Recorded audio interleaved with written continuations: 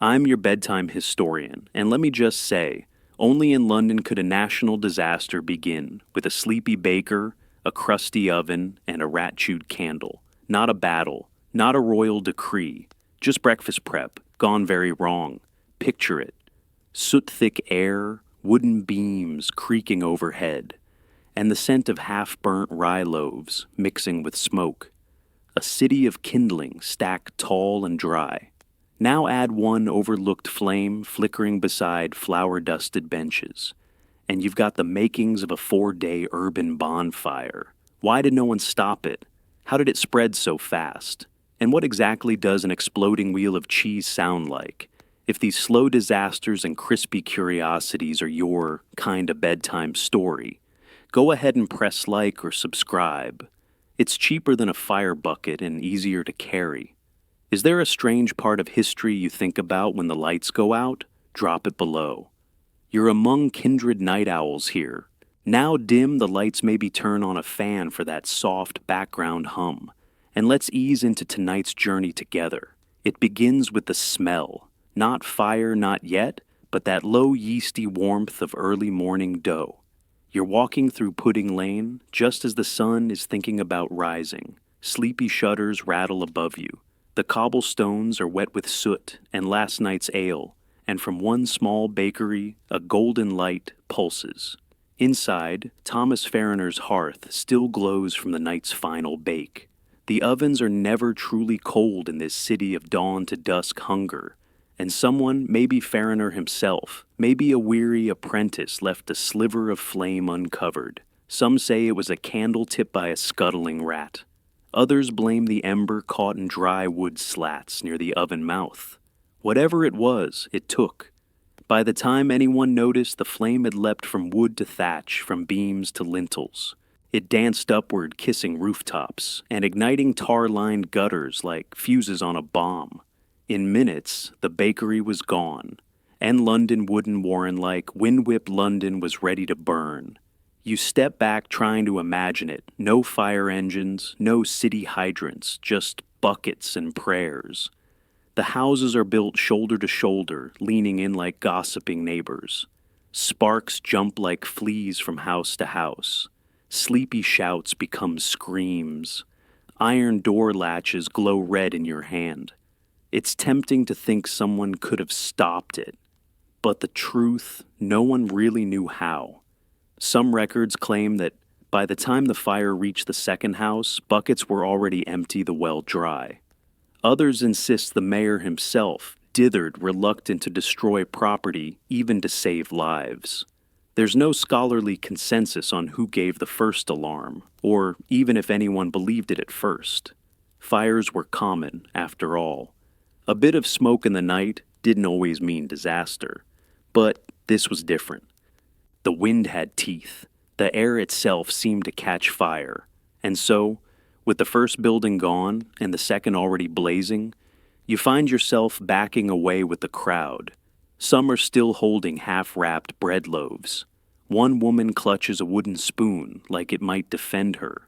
Somewhere, a dog howls.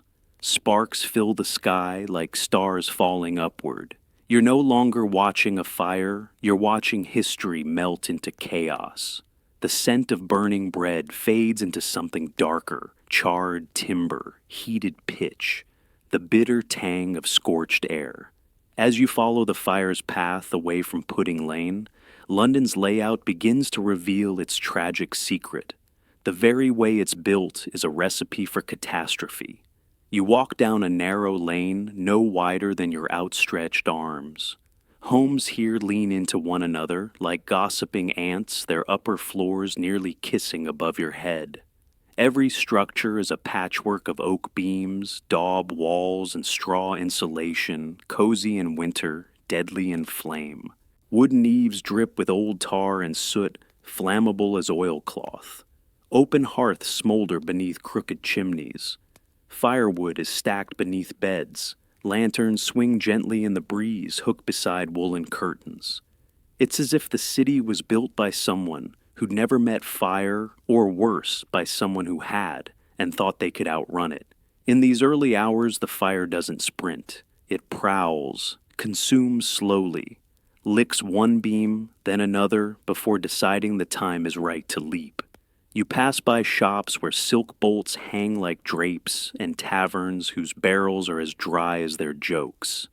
Here the fire needs no invitation, just oxygen and perhaps a push from the wind. Some historians blame London's obsession with upward growth, with land scarce and walls tight, families built vertically. Attics upon attics, storage in rafters. A 3-room house might house 20 souls. And when one fire began, it didn't have far to travel just up. There's disagreement over how much city planners knew. Records suggest that even before the fire officials worried about the risk. One letter written years prior warned that London is built to burn as if in vengeance. But it's easy to ignore warnings when nothing has yet gone wrong. A quirky detail many homes had: overhanging second floors, not for beauty, but taxation. Property taxes were calculated based on ground footprint, so the upper stories ballooned out like puff sleeves. What saved money also trapped heat and flame, creating wind tunnels of fire. You hear it before you see it, the fire's breath. A roar low and rising as if the city were breathing in smoke and coughing out ash. The alleys amplify it, turn every crackle into a chorus. Above, the smoke thickens. Daylight becomes the color of old soup. You duck under a stone archway and peer out. The fire is advancing not just street by street, but floor by floor, roof by roof. Everything built to shelter is now fuel. The signs swing loose from shops, branding irons fall from blacksmiths' hooks, and ink melts in the printer's trays. Every inch of this city holds something that burns. Still some refuse to leave. A merchant packs ledgers into a satchel, convinced they can be saved. A woman throws buckets of water onto her window panes. Others pray, thinking perhaps stone walls and stubbornness might resist the inevitable. You know better. In a city designed like this, the question was never if. It was always when. The city bell rings late that Sunday, not with its usual call to worship, but with an eerie, warped clang. As you drift into a nearby courtyard, the stone beneath your feet is already warm. Something's wrong, but not everyone knows it yet. Robes swish, candles flicker, and from within the churches, hymns echo unbothered by the rising smoke. It's Sunday, September the 2nd, 1666. And across London, the faithful are still gathering. The Great Fire doesn't pause for sermons, it breaks them. The fire's timing is often dismissed as coincidence, but some scholars wonder, was there significance to its Sabbath arrival? Clergymen certainly thought so. One preacher would later declare it divine punishment, judgment for sin, for vanity, for the city's moral decay. Another, more pragmatic, simply blamed poor chimney sweeping. Both voices drowned beneath the roaring heat. You pass through the nave of a small church, its stained glass pulsing with the firelight outside. The priest's voice wavers. Incense mixes with soot. A child begins to cry. From the altar, a thin veil of smoke curls toward the rafters, and then a groan, wood-shifting stone cracking. Before the benediction ends, the roof begins to smolder. Outside, chaos. You spot a man running toward the church, trying to rescue his mother's prayer book. He stumbles, turns back. Flames leap from the windows above.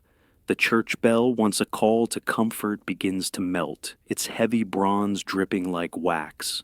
There's no fire brigade. Instead, the city relies on parish volunteers, most of whom are busy saving their own families. Leather buckets, hand-pumped squirts, and fire hooks are all they have. At best, they slow the blaze. At worst, they simply waste precious minutes. The flames do not respect boundaries, not of property, faith, or hope. A strange fact: London's churches didn't burn last. They burned fast. Their tall steeples acted like chimney flues, drawing heat upward and accelerating collapse. St. Lawrence Jury, St. Magnus and dozens more would fall some within hours, their bells fusing into unrecognizable lumps. The sacred became slag. You pause to take in the smell, incense oak pews, wax, and something darker.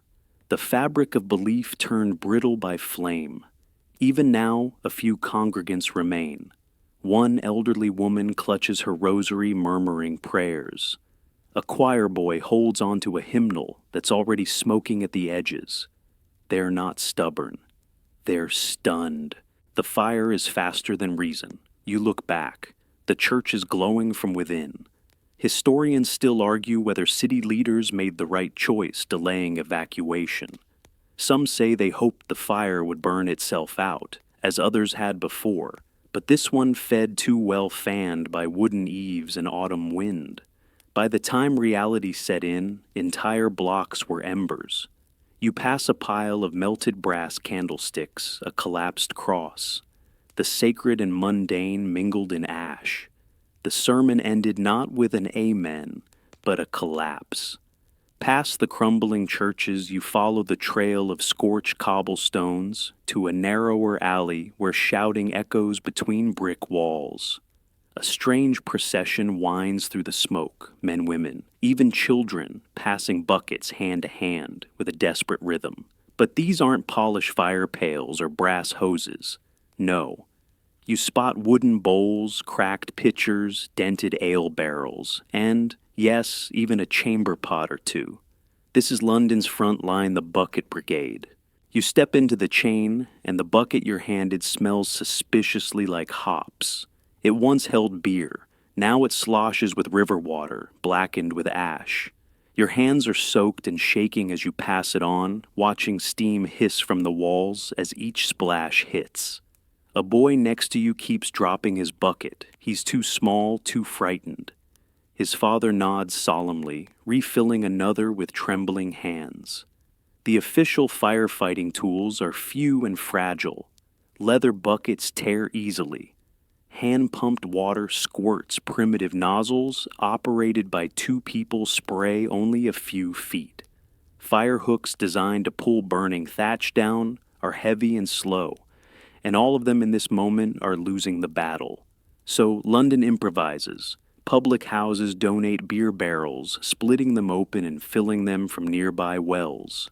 Bakers hand over their bread tins. Metal cans survive the flames longer. Women tear curtains into makeshift gloves. It's a kind of organized chaos made up on the spot by people with more fear than training. Historians still debate whether these efforts made any real difference. Some argue that the bucket line slowed the fire in a few key areas, buying time for escape. Others believe they merely offered the illusion of control, comfort, and motion. One peculiar account tells of a nobleman who used his silver punch bowl as a water scoop. Another tells of a tavern owner who tried to douse the flames using only his finest ale, declaring, "If I must burn, let it be tipsy." You duck as sparks rain down, coughing. The alley grows hotter. Someone yells to abandon the line. The fire's turned a corner and now barrels toward this very spot. You're pulled back by a girl no older than 12, barefoot, soot-faced, eyes wide. She points up.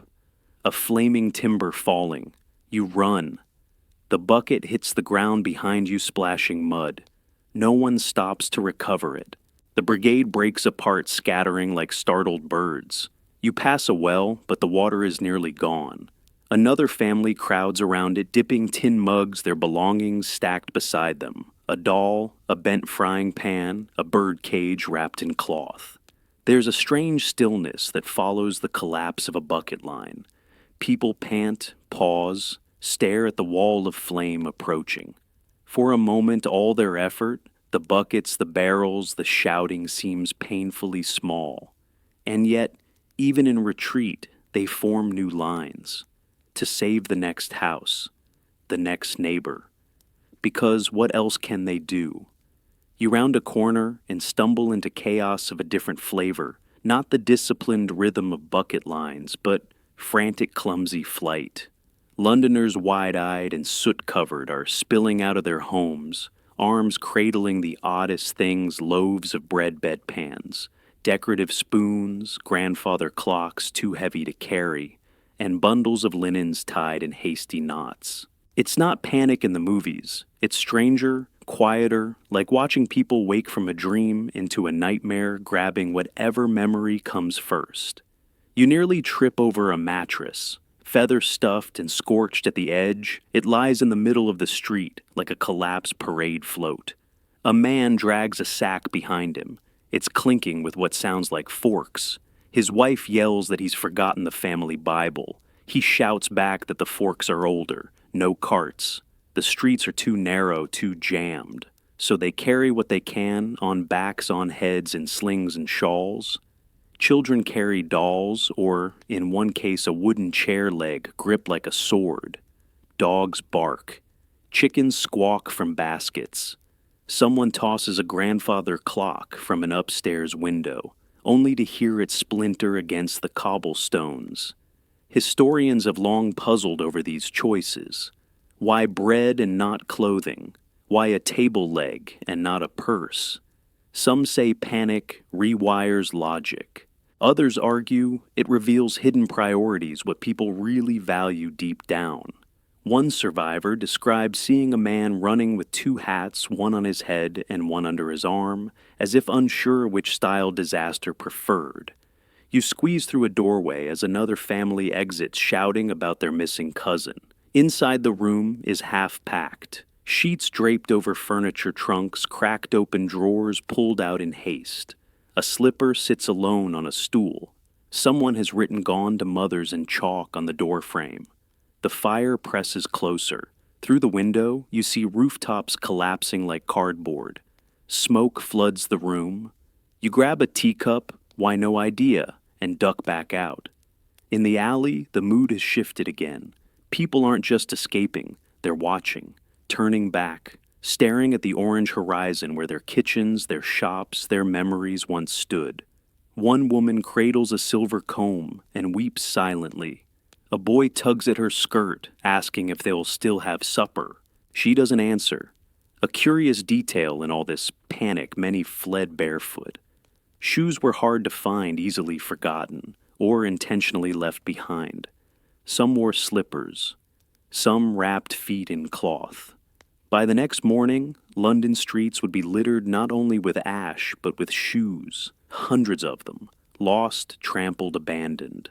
A cobblestone history of escape.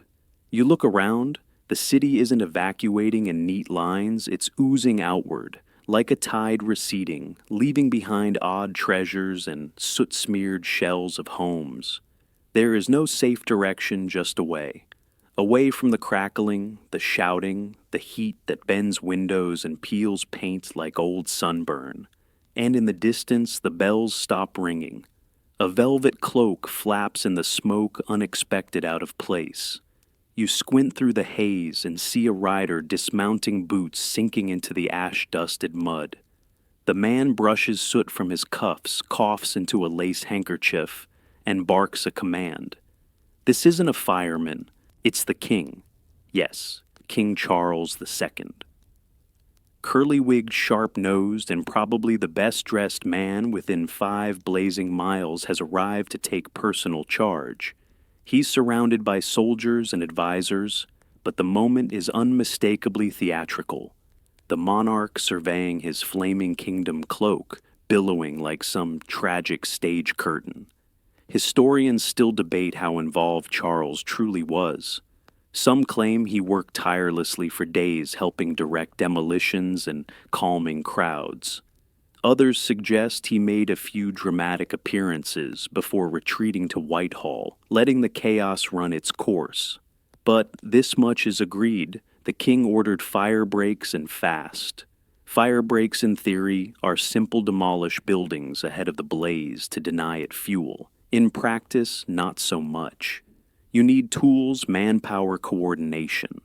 London had none of these in abundance, and when your city is mostly wood, the line between a controlled demolition and an uncontrolled inferno gets thin. The king, desperate, ordered homes pulled down by hand, using axes and ropes.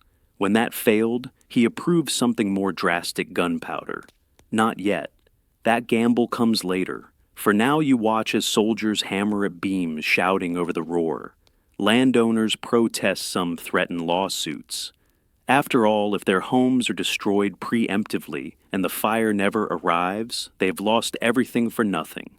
Property law is not easily extinguished even by flames. A curious scene unfolds beside you, a group of men trying to save a printing press while simultaneously dismantling the neighboring bakery. The printer argues that knowledge must be preserved. The baker insists he has unpaid orders. Both are shouting as a soldier knocks down a beam between them. The fire decides for them, devouring both buildings in minutes. The velvet of the king's cloak soon turns gray. He wipes his brow and gives more orders. Some say he even offered gold to anyone helping pull down homes. A royal bribe against an elemental force. You move with a cluster of refugees gathering near an old fountain. They speak of the king, some hopeful, some mocking. He looked more like a painter than a general. One laughs, pointing at the soot on his cheek. Another says, "At least he showed up," which earns a chorus of weary nods. Still the fire advances. Fire breaks are built too late or too few. The wind is an impatient conspirator, curling flame around every gap. Where buildings fall, sparks leap across. Empty space is not enough. The fire is smarter than that. And yet, for a brief moment, hope flickers with the king's presence. Not because he has a solution, but because someone, even a velvet-cloaked figurehead, is trying. You look toward the river. The real escape lies there. But first, there's more to burn. The air shifts. Not cooler, never that, but damper tinged with brine. You follow the flow of desperate feet toward the Thames, the city's wide, sluggish artery. Smoke curls along the surface like a second river. Here in the flickering light, London's people try something new. They take to water. Boats of every shape and state crowd the banks. Ferrymen, barkeeps, even fishmongers with rowboats. Anyone who owns something that floats is suddenly a lifeline. Some demand coin, others demand speed. Most demand nothing at all. They just want to get away. You climb onto a creaking barge already heavy with furniture, squawking birds, and a terrified goat. A woman clutches a rocking chair. A child drags a tin plate back and forth along the deck as if its ringing might anchor her to something real. A man has brought an entire parrot cage, but no parrot. It swings emptily. The Thames itself becomes a floating neighborhood. Boats drift close enough for passengers to pass bread and gossip. One crew toasts their survival with a bottle of gin. Another yells that they forgot grandma. A third simply prays. Historians note that the river offered one of the only real escape routes. Roads clogged quickly and fire moved too fast for foot traffic. The Thames, though smoky, remained passable. It also offered strange shelter. People lived on boats for days, weeks in some cases, until the smoke cleared and the city calmed. There's a soft absurdity to it all. Rats scurry across decks like unpaid crew. A lawyer attempts to read a land deed by lantern light, mumbling about insurance. Children nap under wet cloaks, rocked to sleep by waves and exhaustion. An old man plays a lute tunelessly. You look back at the shoreline. Flames leap from rooftop to rooftop, reflections flickering like fireflies in the dark water. One warehouse collapses, sending sparks hundreds of feet into the air. The crowd gasps. Then someone sneezes, and laughter breaks the tension like a cracked mug. A curious note: many aristocrats avoided boats, preferring their carriages, even though the roads were nearly impassable. Their horses panicked in the smoke. More than one nobleman had to be dragged coughing from a block street while their coach wheels melted. Still, the river is not without danger. Sparks land on sails. One raft, built in haste from barrels and doors, lists dangerously and capsizes. Screams echo, then silence. The river gives, but it also takes. You pass a dock where someone has chalked, Blessed be this plank onto a beam. A floating chapel drifts by real or hallucinated, it's hard to say. London in crisis has become surreal. Dreams and dread mingle like mist over water. A child hands you a boiled egg. No words, just kindness offered with soot-streaked fingers. You take it. Above the sky glows orange. Below the Thames carries your temporary refuge forward, always forward, as if it too is trying to outrun the past.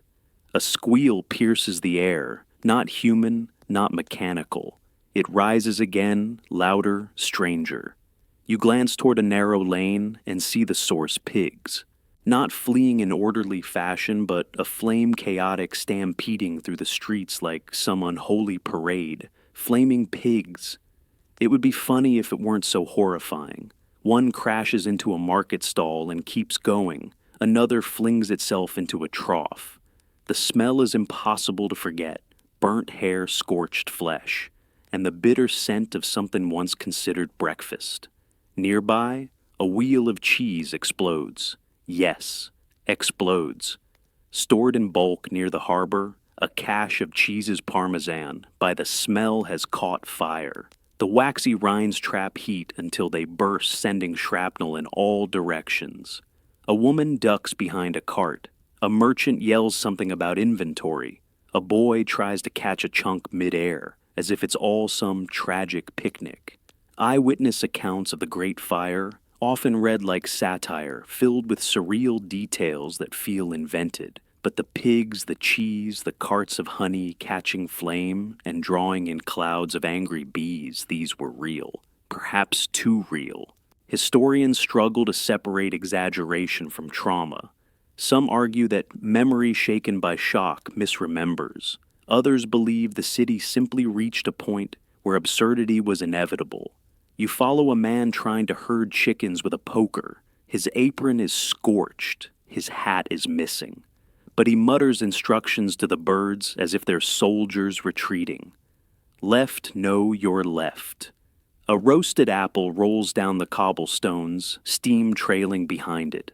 Someone runs past holding 2 violins and a sausage. The chaos is total. But it's the kind of chaos that clings little moments vivid and strange that survive in diaries and letters long after the fire's roar fades. A woman records how her cat refused to leave, hissing at the flames as if they'd trespassed. Another man recalls watching his neighbor rescue a painting of King Charles, but leave behind the family heirloom table, and always the noises, not just fire, but screaming animals. Barking, bleating, the distant neigh of horses, abandoned in stalls. London was not just human, it was alive with livestock pets, beasts of burden. And in fire, they did not go quietly. You pass what was once a butcher's shop. The meats are gone, either rescued or roasted. The sign above the door now reads simply, "Help," carved into the wood with what looks like a nail. On the stoop sits a woman stroking a chicken, whispering, "You're all right. You're all right," even though it's not. A curious postscript from one account claims that a cow unbothered by fire or panic simply walked itself into the Thames and waited there neck-deep until the worst had passed. It emerged later, soggy but triumphant. You step aside as a wheelbarrow rolls past filled with turnips and boots. No one questions it, because in a city on fire, logic burns first. There's a new sound now, duller, heavier, followed by a pause and then a sudden crack. Not the fire's usual rhythm. This one is man-made. You follow it to a crossroads where a crowd has gathered behind a row of trembling soldiers. On the ground lies a keg. Someone lights a fuse. People duck. A second later, boom. Welcome to London's last-ditch strategy blowing itself up. With the fire outpacing buckets and bypassing fire breaks, city officials resort to the most drastic tool left: gunpowder. The idea is simple and terrifying: demolish buildings ahead of the fire so it has nothing to burn. And not with axes or ropes anymore, but with controlled explosions. Except Controlled is a generous word. You stand behind a fishmonger's stall, peering around a half-scorched cart. Two soldiers carry another keg. A man in clerical robes argues that the house they're targeting is a historical landmark. Another claims it holds priceless maps. A third simply yells, "Blow it now or lose the whole street." The fuse sizzles again. Boom, timber flies, dust clouds rise. A section of the building collapses, sending startled pigeons into the ash-colored sky. Everyone pauses. The fire slowed for a moment, seems to hesitate like a predator, unsure of its next move. Historians disagree on the effectiveness of this tactic. Some say it saved chunks of the city. Others argue it caused more chaos, destroyed homes unnecessarily, and injured civilians who had already lost everything.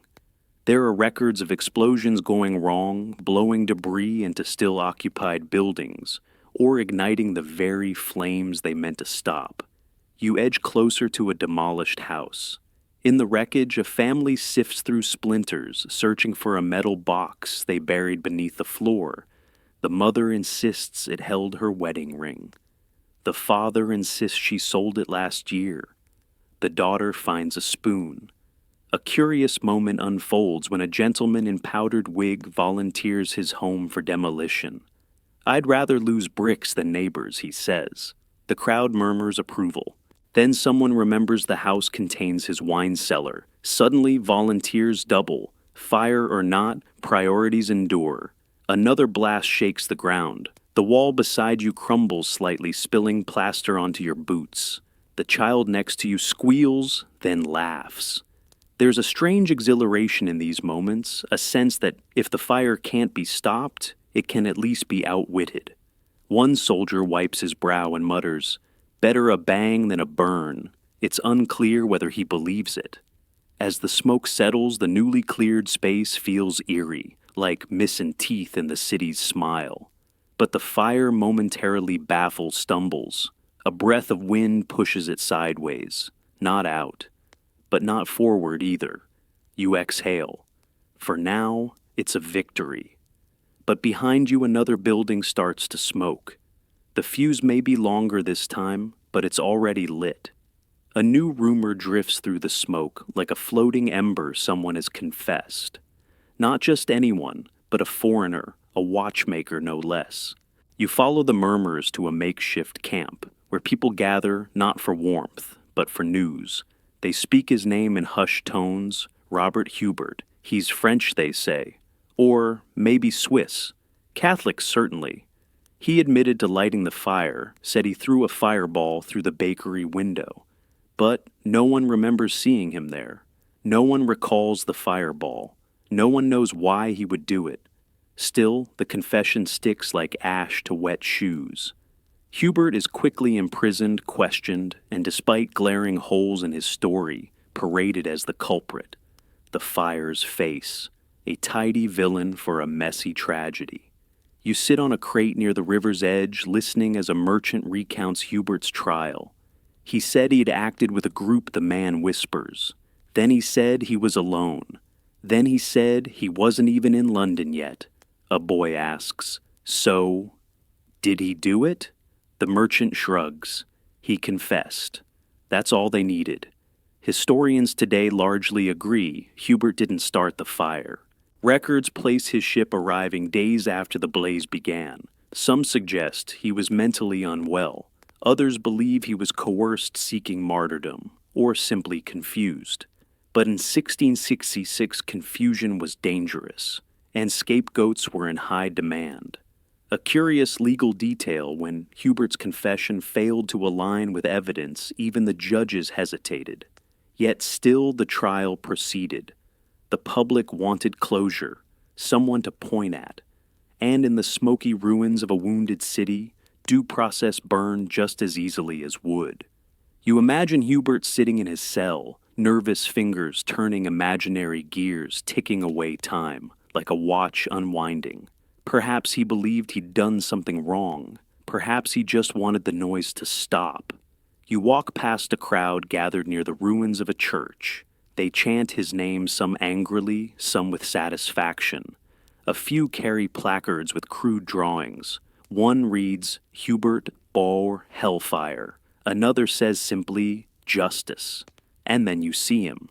Not in person, but in chalk, scratched onto a wall beside a bakery door, a stick figure with wild hair and a match. The caption, He did it. Sometimes history wants a villain more than it wants the truth. When Hubert is hanged, there is no fanfare, no cheering, just a tired crowd and a rope. The city's grief compressed into one final knot. A postscript nobody needed but accepted, because it was easier than admitting the fire had no enemy, only accident. Back near the waterfront, a woman shakes her head. Poor fool, she says. Wrong place, wrong time, wrong face. Another replies, He confessed. That's what matters. The Thames laps quietly in the stones, erasing footprints and rumors alike. And above the rooftops, the fire continues unconcerned with guilt confessions or justice. It only needs wood. You pass a charred fence where laundry still flaps, singed but determined between two scorched posts. The clotheslines that once dried petticoats now carry panic. You spot a woman tying cabbages to her bonnet. Another dips a shawl into vinegar and wraps it tightly around her mouth. The era of strange survival has begun. Londoners inventive and desperate begin to armor themselves, not with weapons, but with food cloth and myth. Silk hoods soaked in wine, linen soaked in beer, anything to block the heat or the smoke. You see a man don a wet mattress like a cape and sprint into a collapsing alley, shouting something about a grandfather clock. The cabbage trick, as odd as it sounds, wasn't entirely baseless. Some believed the leafy greens could shield skin from flames or trap toxic air. Others claimed they simply felt cooler. In a crisis, belief often carries more weight than logic. Historians have cataloged dozens of these peculiar choices. One diary recalls a woman who insisted on wearing her wedding dress. White reflects heat, she said. Another tells of a milkmaid who covered her hair in lard, convinced it would slow the embers. Still another wore a suit of chainmail from her late husband's chest. It didn't help her move faster, but it gave her confidence. You duck beneath a soot-streaked awning and spot two men wrapping their boots in wet bread sacks. One nods to you. Keeps the soles from melting, he says, without a trace of irony. Debate lingers among scholars, did any of these tricks actually work? Some suggest that vinegar-soaked cloth may have filtered smoke slightly. Others argue it was wishful thinking rituals to give people a sense of control when the world was cracking open. But even skeptics admit people who believed they were protected tended to keep moving, and movement meant survival. At a crossroads, a cluster of children huddle beneath a table doused in milk. The legs steam gently. Their eyes are wide, but they're quiet, clutching pieces of damp bread like talismans. One holds a ladle like a sword. It's not just what people wear, it's what they carry. You see a man lugging a pillowcase filled with jam jars. A woman balances a teapot on her head. It's the last of the good china, she whispers, as if sharing state secrets. You nod. Of course it is. And amid all this, the fire doesn't judge. It eats silk and sackcloth equally. It melts gold and ginger snaps with the same indifference. One final oddity: several survivors claim they escaped because of their dogs. Not by leash or guidance, but by mimicry. Dogs who ran in circles, barked at empty corners, or simply refused to leave. Their panic contagious often alerted families just in time. You hear one now sharp, persistent barking, pulling its owner away from a flaming doorway. The leash snaps. The man runs after.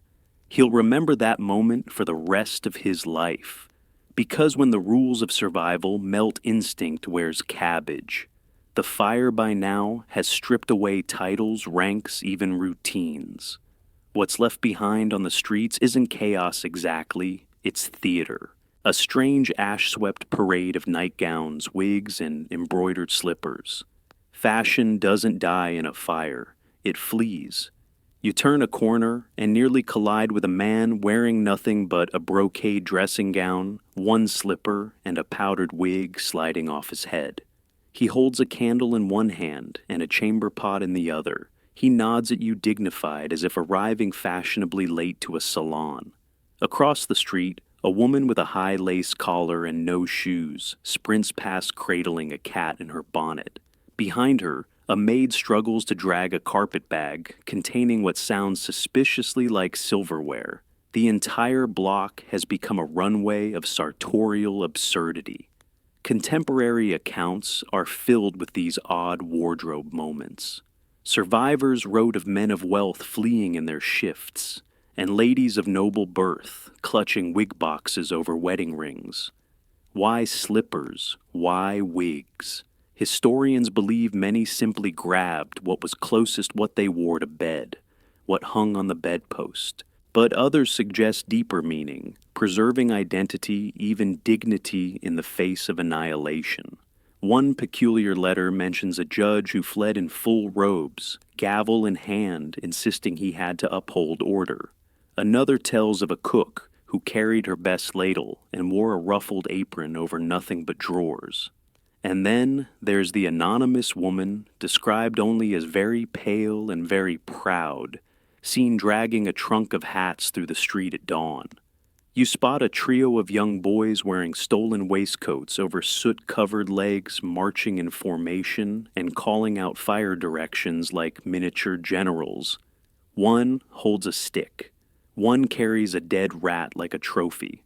The third wears a bishop's mitre likely pinched from a ruined church. They salute you.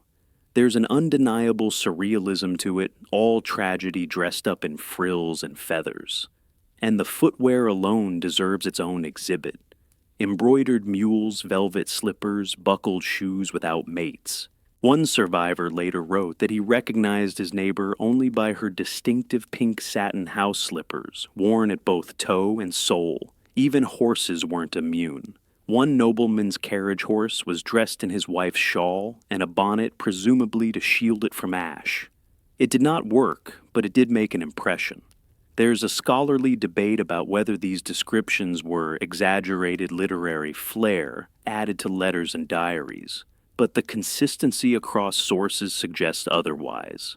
London, it seems, fled not just in fear, but in finery. You step over a corset abandoned beside a broken stool. Nearby, a powdered wig lies curled like a sleeping cat.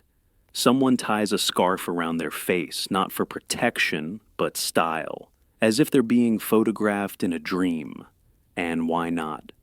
When your world is crumbling, sometimes all you can do is put on your best slippers and run. Ash dust swirls low across the ground as you tread back toward Pudding Lane, or what's left of it. Charred beams jut out like broken ribs, and blackened stone glistens with melted glass. The smell here is different, not fresh fire, but the sour tang of smoldering guilt. This is where it all began. And now everyone is pointing fingers. You overhear an argument, two neighbors bickering near the wreckage of a shared wall. One insists it was the baker's fault. The other claims it was the wind. Both agree on one thing: someone must be blamed. The Pudding Lane. Blame game, as it would come to be known, began almost immediately. First, the baker Thomas Farriner. His ovens, after all, were ground zero. He denied it, claimed everything had been properly extinguished. His family barely escaped through an upstairs window. Still, suspicion clung to him like soot. Then came the foreigners, the Dutch, the French, Catholics, Protestants, spies, saboteurs. Anyone who looked, spoke, or prayed differently found themselves scrutinized. Several were attacked in the streets. Shops were vandalized. A Frenchman was nearly lynched for carrying a loaf of bread that smelled too smoky. A peculiar incident: one man was arrested simply for speaking Italian too loudly near a pile of rubble. His actual crime? Being confused for Spanish. Accuracy was no requirement, just difference. Historians now agree there was no evidence of arson, but in the immediate aftermath, truth had less traction than suspicion. Pamphlets circulated blaming papists. Protestants retaliated in kind. A few brave souls suggested it was simply an accident. They were ignored. You pass a half-burned sign reading, "Repent," hung upside down. Below it, someone has scribbled, "Who lit the match in coal?" Even the weather got blamed. Dry winds said some were sent by divine judgment. Others blame merchants for storing too much flammable stock. One rumor claimed a comet had been seen over the city days before the celestial match they called it. You stop near a group of children poking at debris. They argue over who really started it. One says it was the king. Another swears it was a dragon. A third very seriously blames a dog with glowing eyes. None of them laughs. Curiously, many survivors wrote more about the accusations than the fire itself. Letters from the period mention rumors spreading faster than flame. One woman noted, "We lost our roof, but our trust fell quicker, and so the cycle spins." Blame dances from chimney to chimney. Even churches were not spared. Some insisted the bells melted first because God had grown tired of their tone. Others suggested the priests had angered heaven with poor Latin. You crouch near a soot-blackened stone that once bore a house number. It's unreadable now, just a scorched shadow.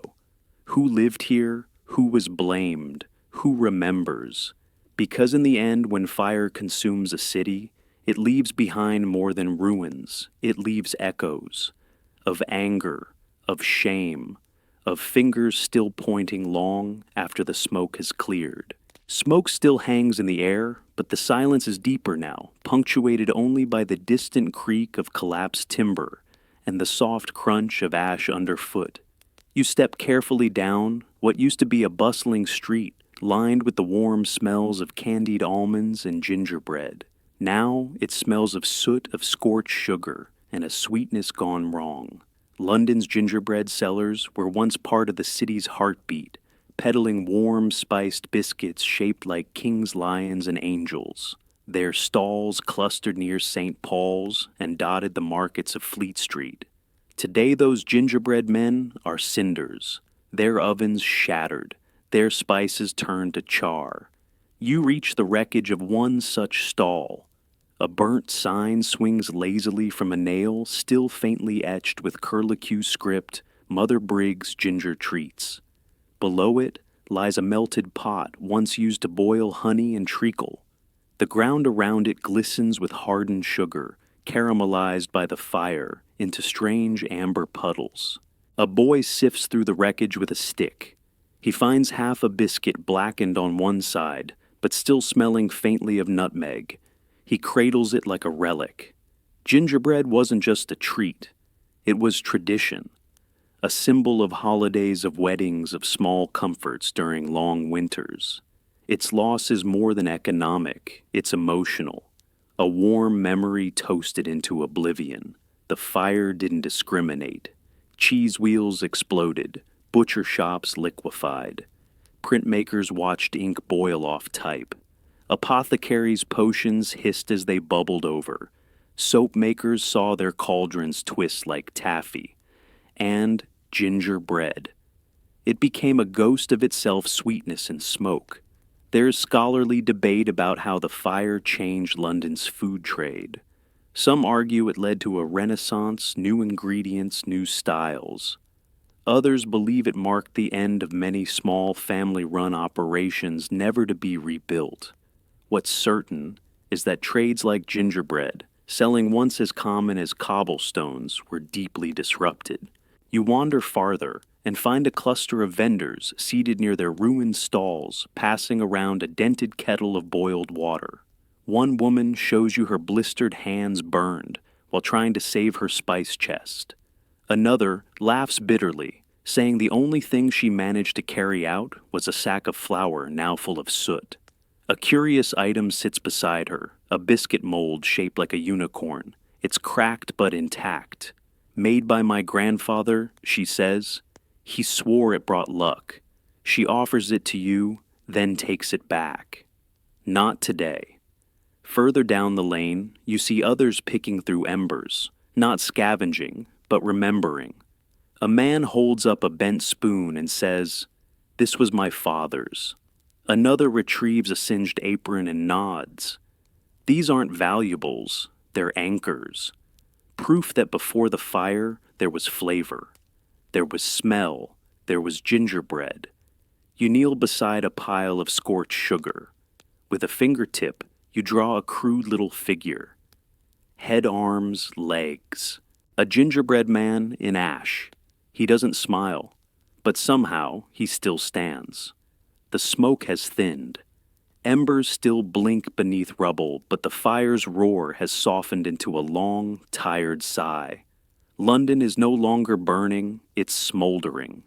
And already people are walking the ruins, planning what comes next. You stand on what was once a bustling square, now a flattened stage.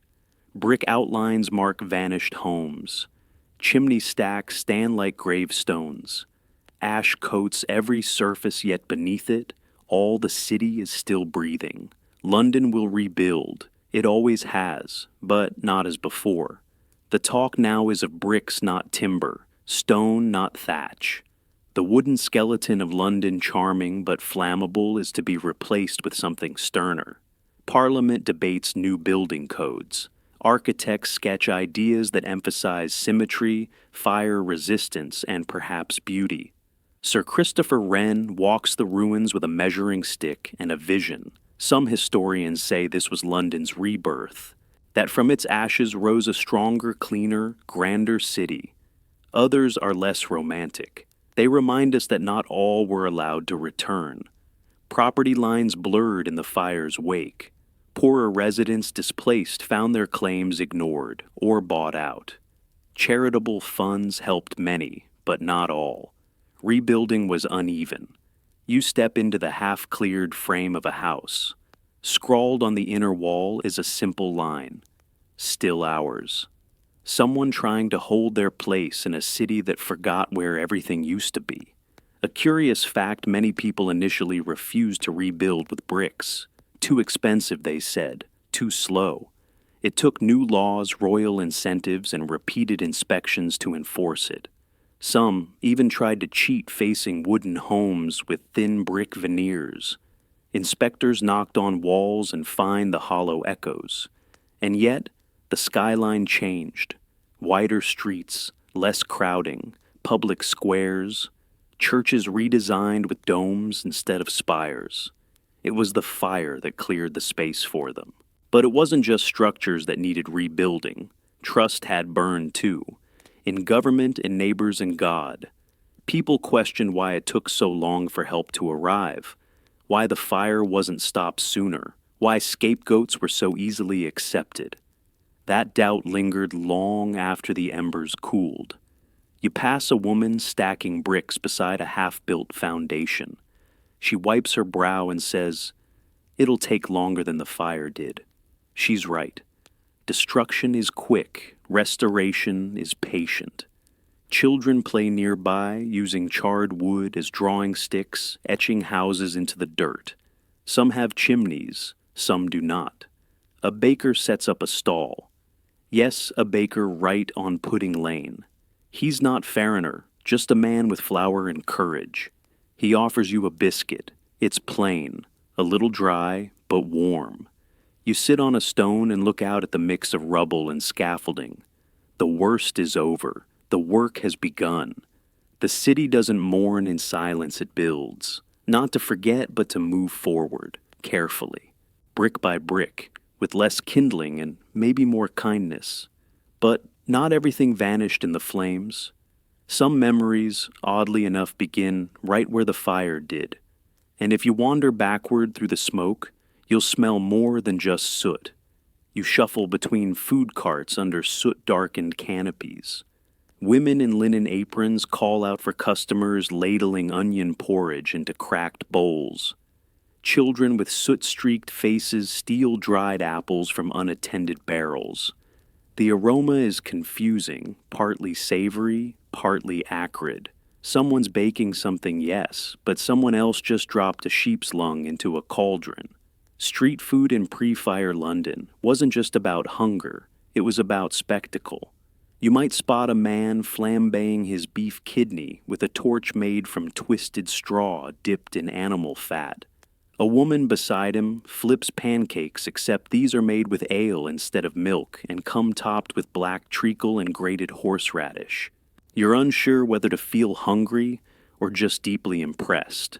And yet, historians still debate just how nutritious or even safe this street food actually was.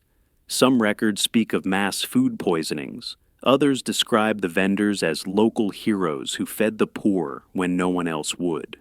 Surviving recipe books from the time mention instructions like boil till you smell naught and use eggs if the season allows, or rats if not. It seems the line between food and folklore was porous at best. Look to your left. A pie seller shouts, "Hot pepper beef, fresh cooked," except you catch the flash of pigeon feet in his ladle. No one blinks. A baker wheels out a tray of what he calls heaven pudding, topped with candied orange peel and cloves. You buy one. It's hot, chewy, and tastes like raisin soot, and something that might have once been a walnut.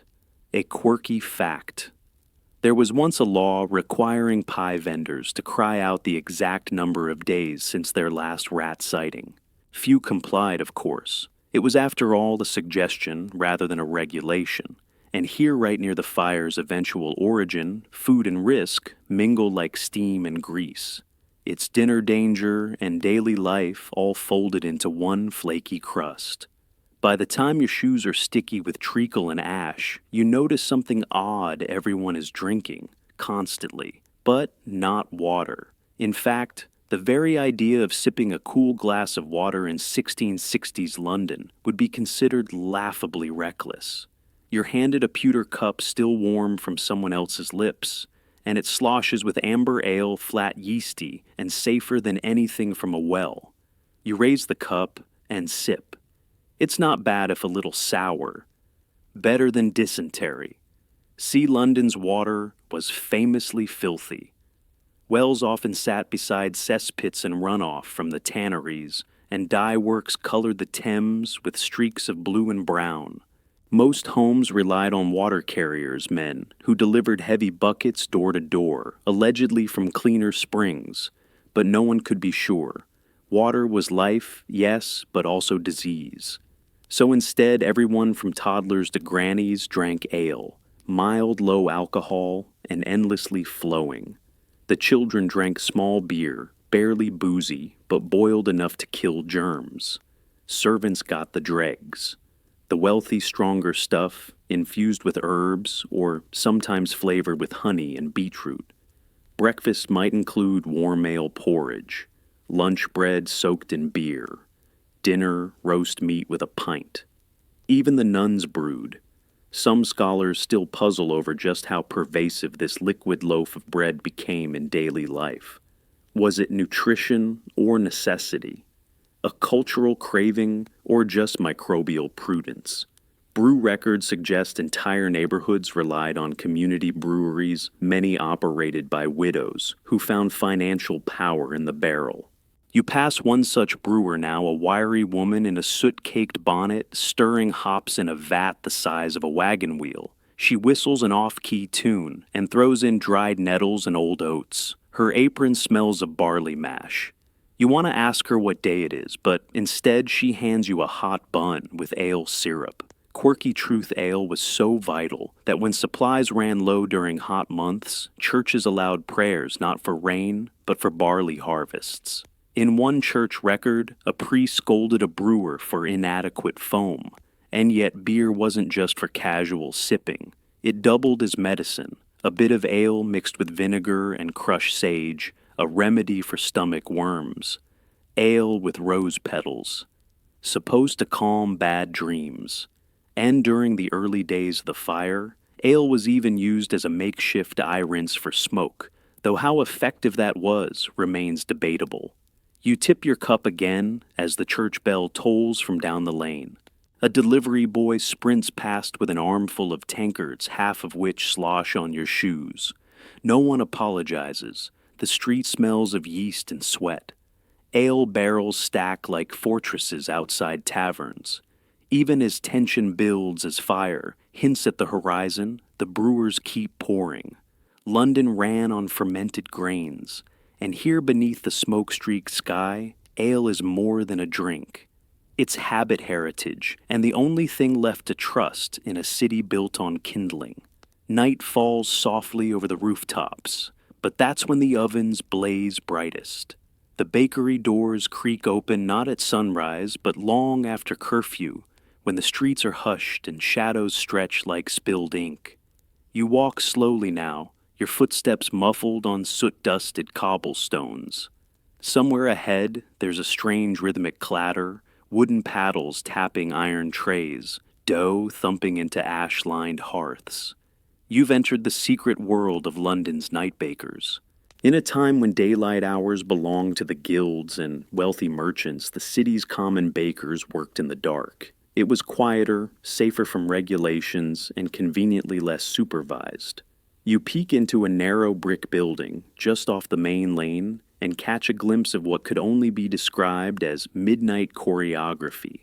Men and women moving in silence, pale flour drifting through the air like mist.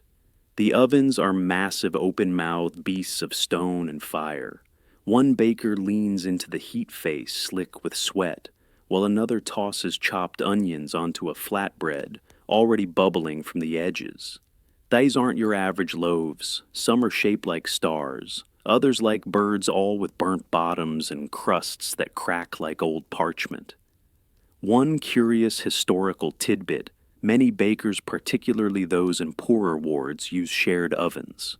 Whole neighborhoods lined up to slide their dough onto communal stones, often marking loaves with initials or scratch symbols. Occasionally arguments broke out over whose bun burned whose bun. And in a cruel twist of irony, it was from one of these very ovens, perhaps, even this one, that the Great Fire is believed to have started. Historians still argue whether it was negligence, accident, or something more complex. The common account blames a bakery on Pudding Lane run by one Thomas Farriner. His apprentice allegedly failed to extinguish the embers. Others believe rats knocked over a spark, or maybe the chimney was already cracked, gasping heat into a city made of timber and dreams. Whatever the cause, this nocturnal baking culture with its rushing coals, oak-fueled flames, and open trays of grease was always a gamble. You crouch beside a flour-dusted bench as a woman presses her thumb into a soft lump of rye. She doesn't look up, but she hums an old tune about chimney sweeps and burning bread. Her nails are blackened with ash, her sleeves rolled high. She offers you a pinch of uncooked dough. It's warm, sour, and alive with yeast. Scholars remain divided on whether these bakers truly understood the risk they lived beside. Some think they were desperate workers pushed into corners of the trade.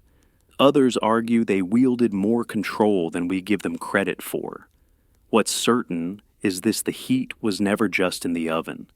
The room shudders slightly as someone throws a fresh log into the hearth. Sparks leap into the rafters. You realize now, deep in this cramped, flammable space, that London was always on the edge, rising, proofing, burning. And yet, the bread must go on, even if the city won't. The fire hadn't started yet, but the city already simmered with its own quiet tensions, and bread was at the center of it all. Not because everyone loved a crusty loaf, though they did, but because bread in 1660s London wasn't just food. It was politics power, and at times, a reason to riot. As you meander through the early morning fog, a strange scene unfolds. Two women argue over the price of barley loaves, while a child sells burnt toast from a basket tied to her hip. Overhead, a banner flaps lazily, Worshipful Company of Bakers, authorized by the Crown. It's not a quaint guild sign, it's a warning. Bread was tightly controlled by monopolies, powerful baker guilds that dictated who could bake, what could be sold, and how much it cost. These worshipful companies issued licenses, taxed ovens, and sometimes shut down rivals. The idea was to ensure quality and consistency, but for everyday Londoners, it often felt like tyranny wrapped in pastry. You duck into a crowded bakehouse near Tower Hill. Inside the walls are plastered with faded proclamations and baking quotas. A young man rolls dough with a wine bottle he can't afford a proper pin and whispers that the guild inspectors are due tomorrow. If he's caught with unlicensed yeast again, it'll be fines or worse, a public pillory. It's not hyperbole. People were publicly punished for unlicensed baking. Some tossed stale buns into crowds during their sentencing. Others became local legends, the so-called toast rebels, who smuggled fire-baked loaves from borough to borough. One document even describes a toast riot, where dozens gathered to protest price hikes by hurling bread crusts at a mayor's carriage. Curiously, the law allowed some loopholes. You could bake at home but not sell without guild approval. You could bake during religious festivals, but only with a priest's note. This patchwork of rules created a shadow market of fire cakes, strange flatbreads made quickly and sold illegally, especially in poorer quarters. And here's the quirky detail: these fire cakes were often flavored with soot. Not on purpose, of course, but because the makeshift hearths were small, crowded, and built from salvage bricks. Still, many claimed to like the smoky edge, and recipes even began to list it as a feature browned well with ash upon. There is no scholarly consensus on how effective these monopolies really were. Some argue they stabilized the city's food supply. Others believe they pushed the poorest residents into risky behaviors, sneaking hot loaves out windows, or digging illegal ovens under cellar floors. Back outside, you pass a boy carrying a wheelbarrow stacked with scorched biscuits. He's headed for the market where prices are higher but riskier. An inspector watches from the shadows, quill in hand, noting each crumb that changes hands. The city smells of flour and defiance, and under it all the oven of unrest grows hotter. In a city bound by crusts and contracts, even a burnt loaf could be an act of rebellion. As the fire loomed closer, Londoners didn't panic, at least not at first. They baked. When flour ran short and the official bakeries went up in smoke, people turned to their hearths, to tin plates and ash pans, to memory and guesswork. And what emerged were fire cakes hastily assembled, vaguely nutritious and often baked directly on rubble. You follow your nose to a smoky alley where someone is cooking in a shattered cauldron balanced on bricks. A young girl kneads a strange dough with her fists. It's dark, grainy, and sticky with honey. She adds crushed beans, bits of dried apple, and a splash of vinegar. This is dinner, and breakfast if it lasts that long. These fire cakes weren't cakes in the dessert sense. They were survival food, dense, calorie-packed, and shelf-stable. Some were barely held together by grease and luck. Others used mashed chestnuts or stale beer as binding agents. One popular recipe involved oatmeal bone marrow and burnt crumbs saved from cleaner days. Oddly enough, some of these strange bakes became comfort food. Families passed recipes down like heirlooms. There's even a 1670s household journal that refers to Auntie's Fire Flats, a kind of ash griddle bannock made with boiled thistleroot and sugar peelings. Scholars continue to debate how widespread these emergency baking practices truly were. Some argue that journals and cookbooks of the time are too elite to reflect what the average Londoner ate. Others point to archaeological remains, burned clay ovens, charred seed holes, and soot-layered bread trays found in cellar debris as strong evidence of scrappy home baking in the fire's aftermath. And here's the quirky part. Some Londoners claimed the smoke gave their bread a divine quality. Heaven's crust, they called it. Vendors hawked the cakes with phrases like, baked in the heat of Providence and rising from the city's ashes. Whether out of faith or salesmanship, it worked. Fire baked became a brand. You step into a half-collapsed courtyard where someone has turned a broken cart into a makeshift oven. Flames curl around the wheels. A pot of something unidentifiable bubbles atop an iron grate. A boy turns a cake with a bent spoon. It's too hot to touch, too ugly to admire, and yet, the smell isn't awful. It's earthy like roasted grain and old wood. A nearby woman waves her arms to cool the air. She's fanning the fire with a lid from a biscuit tin, cheeks red from heat. Her apron has a recipe stitched into the hem, an old family trick for oat mash that supposedly wards off hunger dreams. There's no certainty about where these recipes came from, or how many were invented on the spot. Some might have been borrowed from wartime rationing, others from peasant diets centuries older. But during the fire, food ingenuity was as common as smoke. Londoners didn't just survive, they seasoned their suffering. And for one smoky stretch of days, bread became a lifeline, shaped by ash love and whatever could still rise. By now your clothes reek faintly of smoke onion and something acrid you can't quite place. And just as you start wondering what Londoners did for basic health, in this smoky chaos, you hear a wet cough echo from a nearby doorway. A woman stands over a child, holding what appears to be a spritz of vinegar. Home remedies in 1666 were as creative as they were questionable. With physicians either missing or too expensive, most people turned to kitchen cabinets and apothecary jars and occasionally cabbage leaves.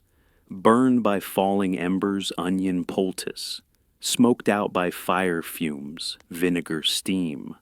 Terrified of catching plague again, wear a coin soaked in garlic juice. You peer into a dimly lit room that smells of must and thyme. Inside, a man soaks rags in sour cider and hangs them from the ceiling beams. Cleans the air, he mutters, swatting away flies. His wife grates horseradish into a bowl, mixes it with honey and goose fat, and smears it across a bandage. The patient doesn't flinch. Maybe from trust, maybe from exhaustion. It wasn't just for show. Some of these folk remedies did have partial scientific merit. Vinegar, though hardly a cure-all, had mild antimicrobial properties. Onions could draw heat from burns.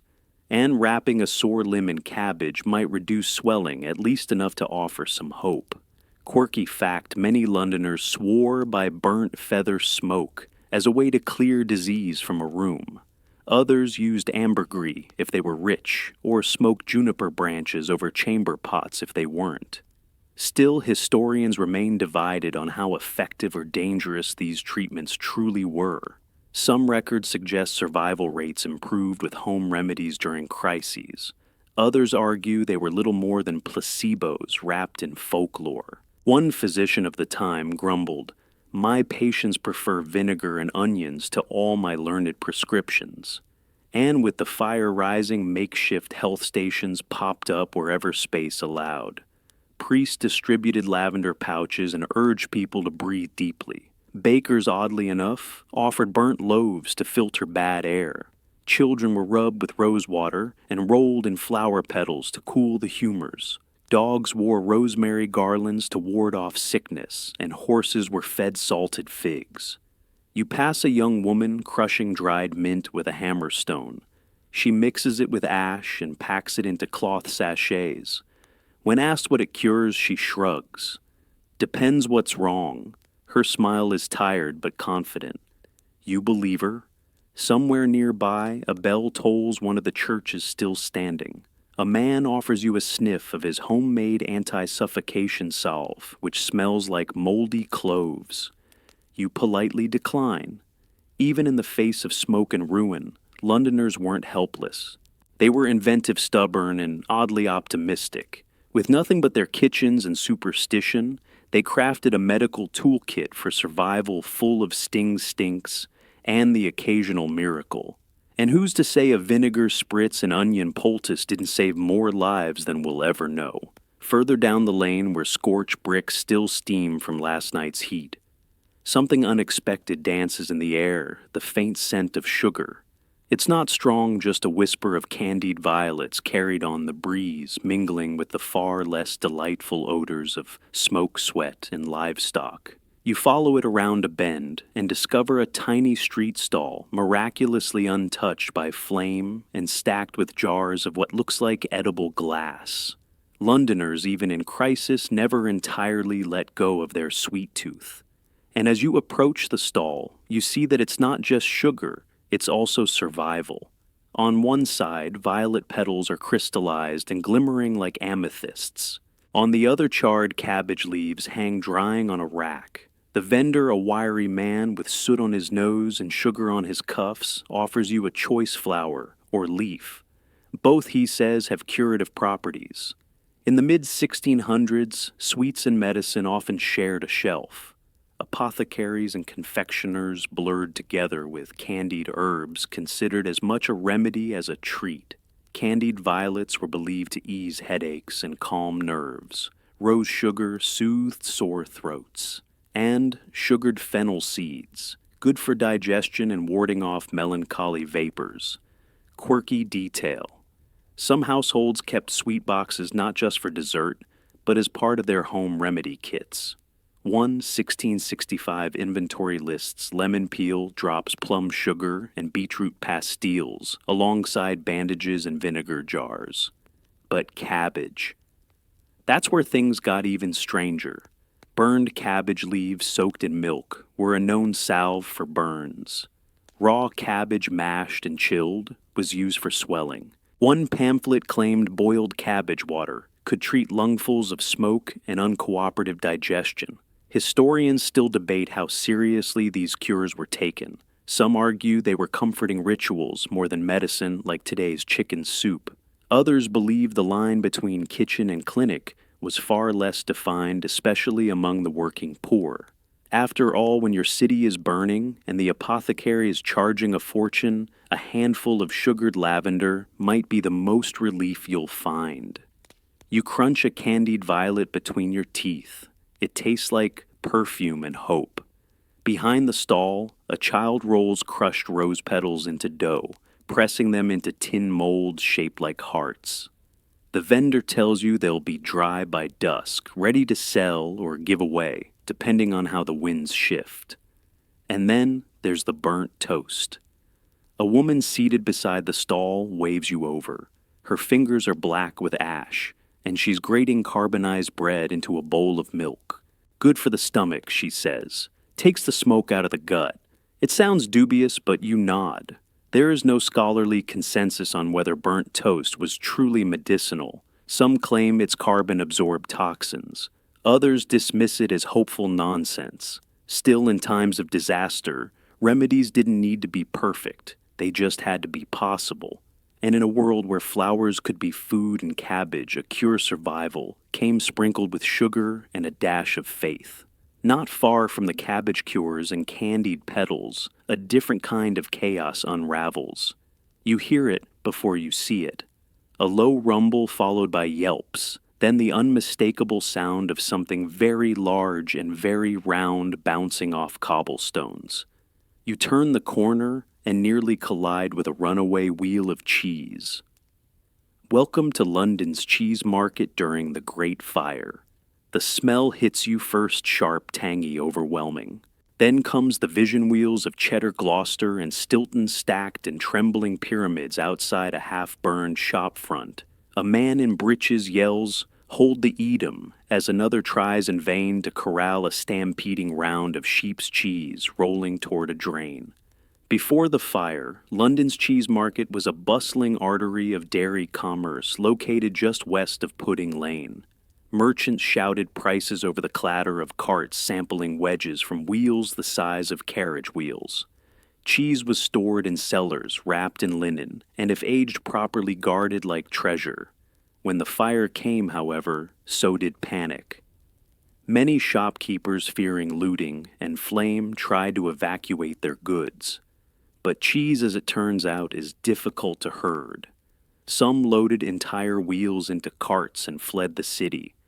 Others rolled them down side streets, hoping to save inventory by sheer momentum. Historical records mention one particularly memorable scene: a cheesemonger attempting to push a 10-pound wheel uphill, only to be overtaken by it and concussed on the spot. Another story, possibly apocryphal, claims a family used a stack of Parmesan wheels to barricade their door from looters. Scholars are still divided on whether the cheese panic was widespread or limited to a few dramatic incidents. Some accounts describe orderly evacuations. Others paint a picture of curds and chaos. But everyone agrees on one thing: the cheese was not abandoned lightly. You duck under a smoke-streaked awning where a woman sorts half-melted rounds by touch. "This one's still good," she mutters, pressing a soft camembert to her cheek. Another vendor grates aged cheddar into burlap sacks, an attempt, he says, to salvage flavor, if not form. Here's your quirky fact: during the fire, some cheeses were intentionally smoked over embers to extend their life. A few sellers even claimed the smoky rind added value. One flyer, printed weeks later, advertised fire-cured Gloucester, a taste of survival. And for a brief time, cheese became a kind of currency. People bartered wheels for clean water wedges for a night's shelter. One woman reportedly traded a smoked Stilton for passage on a barge down the Thames. The captain described it as a fair deal stronger than rum and twice as comforting. You step carefully over a wedge that's half submerged in dirty water. A child picks up a cracked bit of blue cheese and nibbles it with reverence. Around him, vendors rearrange their goods not just for selling, but for surviving. Because in this market, what you didn't eat, you might still trade. In a city burning from the inside out, even cheese found a way to roll forward. You've seen flour turn to ash and cheese turn to currency. But what about the recipes? As the fire chewed through shops and homes, parchment curled, ink blistered, and wooden shelves splintered. Yet somehow, some cookbooks survived. Fragile survivors of a city on fire, they carried within them the tastes of a world that nearly vanished. You find one now tucked into a cracked wall of what used to be a pantry. The binding is scorched but legible. The pages smell of cloves and smoke. Inside are scribbled instructions for dishes like mock goose made from spiced turnips and marchpane hedgehogs, a dessert molded into tiny spiky creatures. Many of the fireproof recipes we know today come not from libraries but from accidental preservation. Books wedged between bricks pressed into damp cellars or buried beneath fallen furniture. Some were copied down hastily as families fled, jotted on scraps sewn into coats or burned into memory. One such recipe reads, "To bake a tart of pickled plums, use no sugar, but dust with powdered fish bones for sharpness." It's not clear whether that was a stroke of culinary genius or a pantry accident. Scholars remain puzzled. And then there's the recipe for ash pudding, which appears in more than one post-fire journal. It combines mashed apples, black treacle, and the finest grit that may be scraped from a hearth. Whether it was a joke or genuine desperation is still debated, though some food historians have tried to recreate it with mixed results and many broken teeth. Here's your quirky detail. One baker known only by the initials RB documented an entire fire night meal in the margins of his almanac. It included stale beer soup, burnt oats, and something he called ember biscuits, meant to be thrown on the fire to make it smell better. He concluded the entry with a note, "Saved my wife, my ladle, and this book. All else is gone." The truth is, cookbooks were more than just recipes. They were journals, memory maps, and often survival guides. They held not only instructions for roast hare, but also remedies for coughs, advice for preserving eggs, and prayers to be said over a boiling pot. Some of the cookbooks that survived the fire were later published with eerie titles like A Collection of Recipes Before Ruin or The Kitchen's Ghost. One particularly famous volume recovered from a well near Milk Street still bears the soot-smudged thumbprint of its last user on the page for caraway rice balls. And even now, historians debate what these recipes tell us. Were they merely culinary routines or symbols of endurance? Did they reflect creativity under pressure or a desperate need for normalcy in the face of chaos? You close the scorched book and tuck it carefully into a cloth sack. Outside, the smell of burning wood drifts past. Somewhere, another recipe is vanishing. But this one gritty pudding fishbone tart, and all remains. In the end, not every flavor was lost to the flames. Your path winds past soot-smeared doorways and cracked dairy windows, where another strange tension has taken hold: butter paranoia. Not flames this time, but finger-pointing vanished churns and suspiciously slick footprints leading away from storage sheds. Welcome to the creamy chaos of London's dairy drama. As the fire grew, so did desperation, and dairy perishable and prized became a target. Butter was hoarded in basements, smuggled in sacks, even hidden in wells. Cheese could be rolled, milk spoiled too fast. But butter could be buried and bartered. You pause at a street corner where three women argue waving ladles like swords. One accuses the other of stealing a crock of her best churned butter. The accused insists she swapped it fairly for firewood. The third just wants them both to admit they sold it to a passing soldier for coin. Nearby, a boy hurls a pat of melting butter into the dirt, sobbing. It was supposed to be for his mother's tea.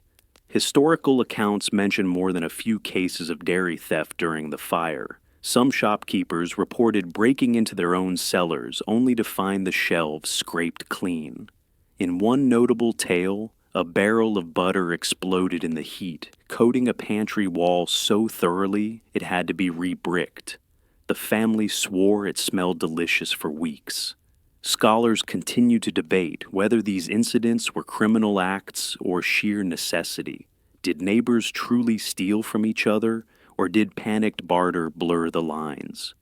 One surviving letter refers to a churn-sharing circle that collapsed after a widow fled with everyone's cream. And it wasn't just butter. Accusations of cheese tampering also emerged. Some claimed their wheels were cursed or tainted by rival vendors. In one dramatic hearing, a cheesemonger stood accused of shaving mold from his own Stilton and planting it on a competitor's round.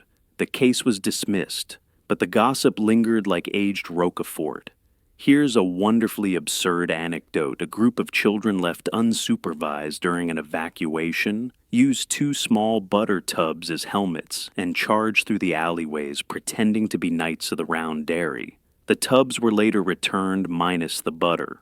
Inside a scorched dairy shop, you see the remains of churns, one cracked, one scorched black. A woman in a patched dress stirs something in a tin pail. It's not quite butter, not quite curd, but she insists it spreads. She offers you a taste. It's gritty, smoky, and faintly sweet. Survival spread, she winks. Don't ask what's in it. No one knows exactly how much dairy was lost or preserved during those smoky days. But what remains in journals and testimony paints a picture of a city scrambling to salvage even the softest things. Butter, often so overlooked, became a battleground for control, comfort, and calories. And as the fire crept closer, Londoners clung to their churns, not just for flavor, but for a sliver of normalcy in a melting world. The streets grow quieter now, not from peace, but fatigue. Yet beneath the silence hangs a dense layered aroma, smoke. But not all smoke smells the same. As you move deeper into the old butcher's district, your nose catches something different. Hickory pepper, a hint of cloves. It's smoked ham. Or maybe smoked city.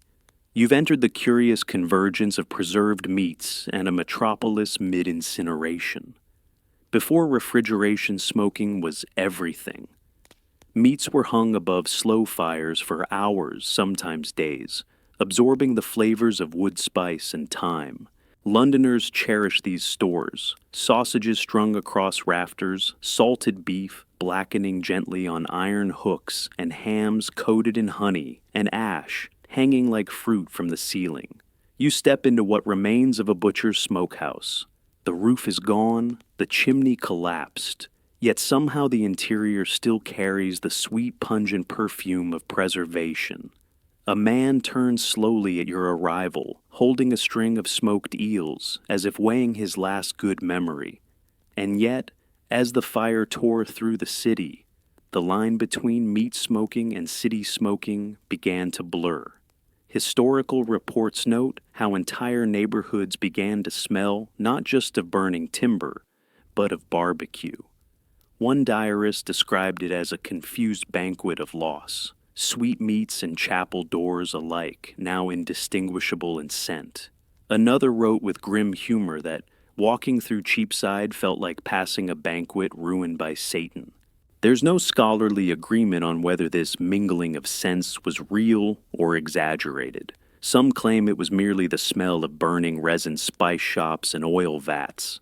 Others argue that countless cured meats set alight in shops and homes genuinely contributed to the city's distinctive fire stench. Quirky fact-smoked meat was so central to urban life that some fire brigades reportedly tried to rescue smokehouses, first believing perhaps that they held both food and fuel. One fire watch captain saved 3 pork sides and broke his leg doing it. He was later gifted a ham as thanks, not the same one allegedly. In the haze you pass a street vendor fanning what looks like bacon over a salvaged ember pit. Still good, she says, flipping the strip with a charred shoehorn. You buy one more out of curiosity than hunger. It tastes like pepper smoke and stubbornness. Further on, you spot meat sellers rehanging anything they could salvage. Char lines cross sausage links like battlefield scars. One family dips their entire smoked goose in vinegar before wrapping it in linen. Cuts the ash, the mother explains. It's oddly comforting, this determination to preserve the preserved. Even as fire peeled roofs and charred beams, Londoners clung to their smoked staples. A meal might be hours away, or days, but if there was meat smoked, scorched, or singed, it could still mean survival. In a city burning from cellar to steeple, the streets reeked of ruin. But in that same air tucked between the acrid and the awful was the faint, warm scent of something still worth saving. Your next stop is a shop that should have gone up in flames, but didn't. The shutters are scorched. The awning hangs in tatters. Yet somehow the interior remains mostly intact.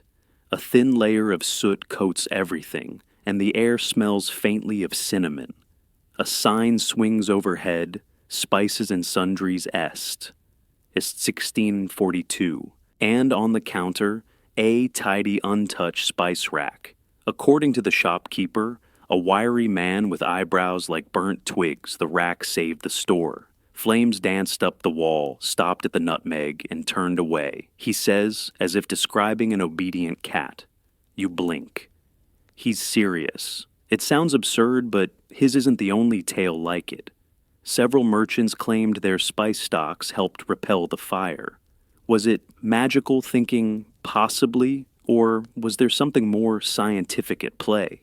Spices in the 1600s weren't just flavor enhancers. They were potent, oily, and sometimes volatile.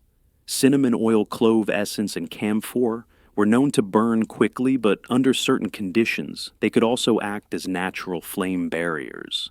Scholars still debate whether the oils created a brief chemical shield, or if it was mere coincidence wrapped in wishful thinking. You lean in to inspect the rack, tiny glass jars with wooden stoppers, each neatly labeled in faded ink, cassia mace, saffron anise. The cinnamon jar has cracked from heat, but didn't shatter. Inside, the sticks look oddly triumphant.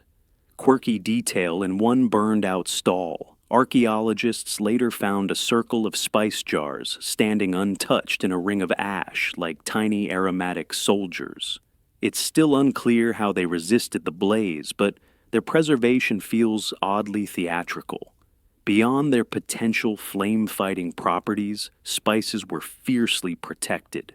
They were expensive imported luxuries, nutmeg from Banda pepper, from India saffron, from distant fields that didn't know fire. During the blaze, some families reportedly buried their spice jars in gardens or tossed them into wells for safekeeping. In one diary, a woman wrote, "I saved no linen, no shoes, but I did flee with my cloves." It's hard to say whether this was devotion or delirium, but the sentiment lingers. The shopkeeper offers you a pinch of powder galangal. "For the lungs," he mutters. You sneeze violently, which he takes as proof of its potency. Then he points to a jar of long pepper and claims it distracted a looter. He'd never seen one. "Spent so long staring, I locked the back door." Spices were also part of folk protection rituals. Lavender at the windows, rosemary over the hearth, and a pinch of salt under the doorstep were common fire charms. Whether they worked or not, they offered comfort, and maybe that was enough. You take one last glance at the shelf, marveling at its stubbornness. In a city where stone melted and iron snapped, something as delicate as a cinnamon stick managed to survive. And so, the spice rack stands unburned and unapologetic, as if to whisper, not everything good has to be consumed to be useful. As you move past the spice shop, the street narrows, sloping downward toward the old brewer's quarter. The stones are slick, the air thick with mist and soot. But it's not just rain or even smoke that coats the cobbles. It's beer. Foamy puddles line the alley's edge, and an unmistakable yeasty scent clings to every surface. You've stumbled upon a peculiar sight. Beer barrels in buckets. In the chaos of the fire, when water grew scarce and flames outpaced buckets, people turned to whatever liquid was available. That included ale. In taverns and breweries, workers poured beer into wooden pails, chamber pots, and even soup tureens, then raced toward the heat. Did it work? Rarely. But when the only choice is to stand and splash or stand and burn, beer suddenly becomes heroic. You watch a red-faced cooper heave a half-barrel toward a fire line. "This was the stout," he mutters. "Shame to waste it, but she's wet." It wasn't just improvisation, it was desperation. Records describe entire taverns converted into impromptu firefighting stations. Patrons doused smoldering thatch with their pints. Bartenders became bucket brigade leaders. One account even details a brewer's apprentice who used a leaking keg to dribble ale down the walls of a chapel, slowing the blaze enough to save its wooden doors. Historians remain divided on the practicality of this tactic. Some say the alcohol content made beer flammable, not helpful. Others argue that low-alcohol small beer had enough water to be safer than nothing, especially when actual water was unreachable. Quirky Detail, a poem published months after the fire, lamented the noble barrels lost to duty. Not drunk, but dumped in civic beauty.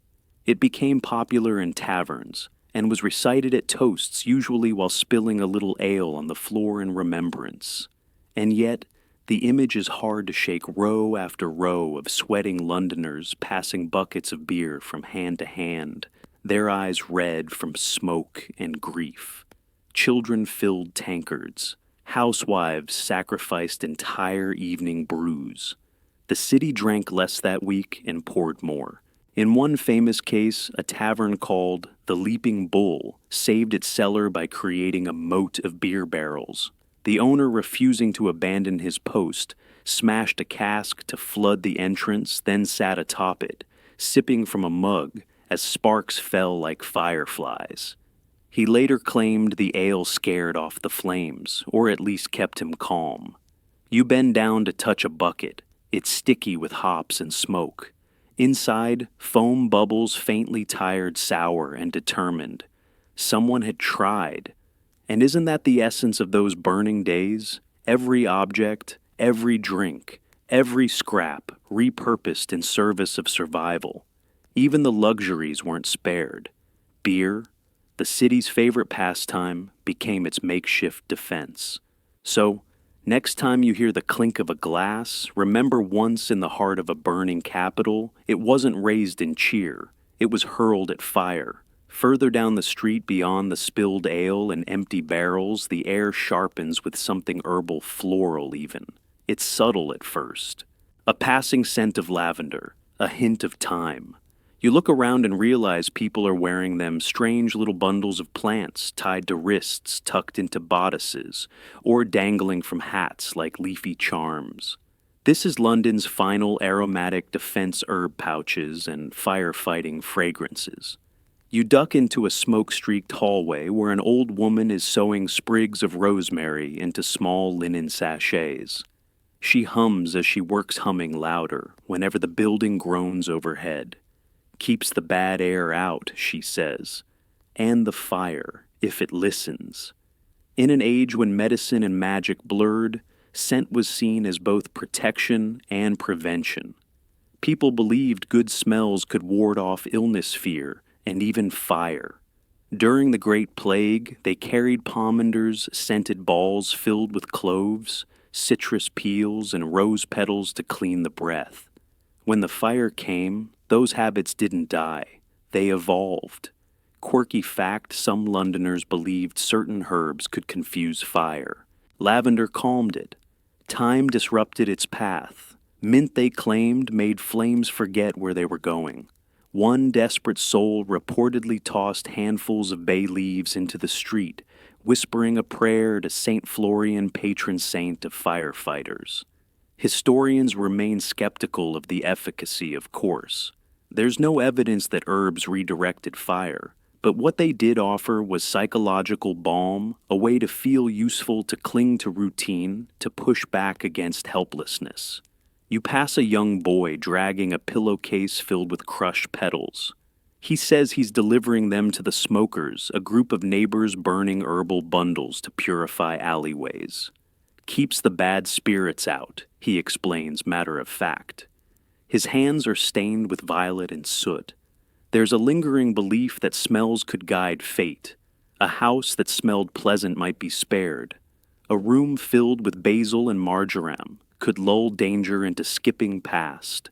One merchant, when his shop miraculously avoided the flames, swore it was because he burned lavender every morning and lined the windows with lemon balm. You enter what used to be a perfumer's stall. Most of it is gone, but a few bottles remain: rose oil, myrtle-crushed cardamom in cloudy glass. A man is sniffing each one, trying to remember what the city smelled like before it burned. He offers you a dab of clove oil on your wrist. It stings and then warms like memory. In the chaos of collapsing timbers and racing embers, these tiny, fragrant rituals persisted. Mothers tucked chamomile into their children's pockets. Elders scattered sage at their doorsteps. Even fire watch brigades stuffed rosemary into their collars, believing it gave them strength.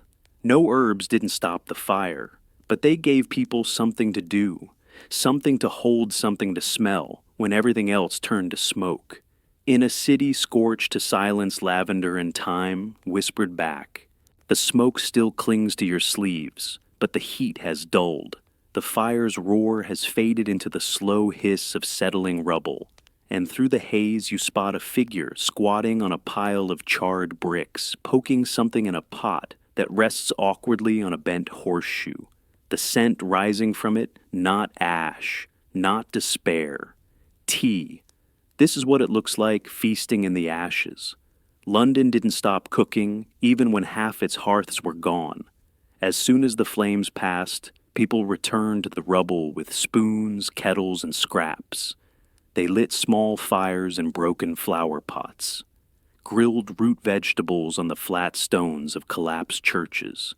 Some even roasted rats. You ease into a cracked alley where 3 families have gathered around a makeshift spit, turning something suspiciously oval over low embers. One man stirs porridge in a dented helmet. Another woman flips bread on the back of a shovel. Children pass around cups made from halved apples filled with hot broth that smells faintly of mutton and mint. There is no consensus among historians on how widespread this form of cooking really was. Some call it exaggerated nostalgia. Others insist the accounts, letters, diaries, court testimonies show a population that returned not just to survive, but to re-establish normalcy as fast as a match could strike. Quirky detail in a letter written just 4 days after the worst of the fire, a widow described roasting a pheasant in the ashes of my own parlor. Whether she meant it literally or poetically, no one knows. But other records confirm this kind of resilience. One man documented cooking tea and tin cake on a hot iron fence. A street preacher gave sermons beside a smoking stew pot.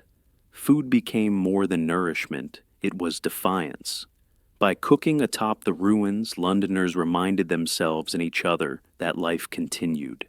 Each meal, no matter how humble, was a quiet reclaiming of space, a way to say, "We are still here." You crouch beside a group stirring something in a salvage drawer. A girl hands you a chunk of what she calls rubble cake, oat paste, with carrot bits pressed into bricks and left to dry in the sun. It's chewy, bland, and oddly comforting. Someone pours you tea made from rainwater and roasted barley. It's gritty. You sip it anyway. In this half-collapsed square, pots rattle on salvage grates. Fire-cracked tiles now serve as plates. The city eats again, not in kitchens, but on doorsteps and ruins. No tablecloths, no cutlery, just hands, heat, and hunger. And through it all, the wind carries smells of something other than smoke, onion, pepper, even nutmeg.